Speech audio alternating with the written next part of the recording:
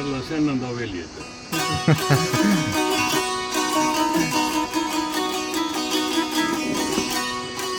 Saz da onun adını andı, Qubalı Tərlan. Axtardığı meydandır, bu Qubalı Tərlandır.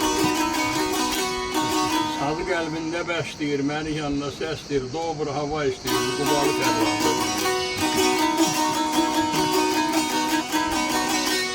Əfsus qocaldı yaşım, saz ürək sırdaşım, dobradan çıxmadı başım, bu Qubalı Tərlandır.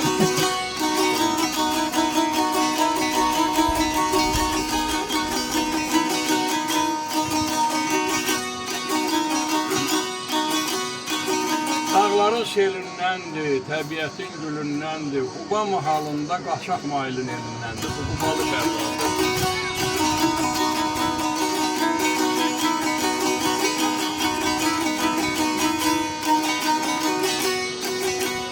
Verib dostla səsləsə, sal da gəlir həvəsə. Allah, qorxuram xətrinə deyə, özü də oxuyur işdən qısa, bu Qubalı Tərlandır. Ona qurban kelli saz, aşıq ona bir şeir yaz, amma qaradır biraz. Bu Qubalı Tərlandır. Tərlan sənə halaldır, Allah yolunu buradan saldı. Tərlana şeir qoşdum, telefon da lentə aldı, bu Qubalı Tərlandır. Sağ olun Ayzam.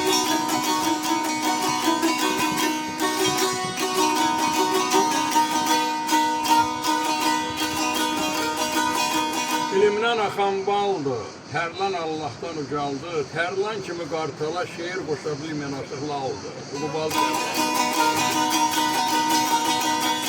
Tərlan bənziyir xana, Arif gərək sir qana. Adı düşdü dastana. Bu Qubalı Tərlan.